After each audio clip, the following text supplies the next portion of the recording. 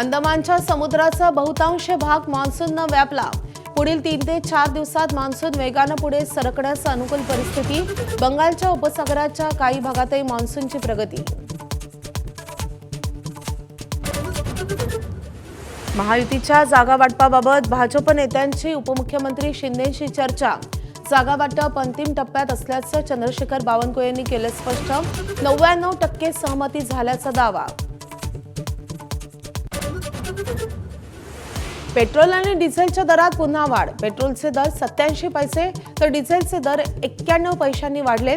गेल्या 9 दिवसातली तिसरी दरवाढ। कृषी कामांसाठी शेतकऱ्यांना तातडीनं डिझेल उपलब्ध करून द्या। मुख्यमंत्र्यांच्या सूचना। शेतकऱ्यांच्या नावाखाली डिझेल घेणाऱ्यांवर कारवाईचे आदेश।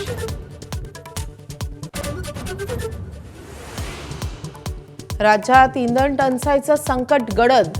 बुलढाणा वाशिममध्ये पंपांवर रांगा। हिंगोलीत डिझेलसाठी हाणामारी तर जालन्यात इंधनाअभावी 59 पंप बंद।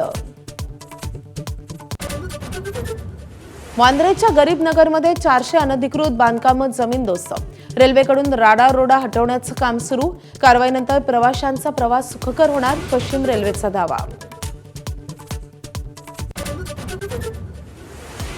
चीनमधल्या कोळसा खाणीत झालेल्या स्फोटात 90 जणांचा मृत्यू। चीन सरकारी माध्यमाची माहिती। शेकडो बचाव कर्मचारी घटनास्थळी दाखल।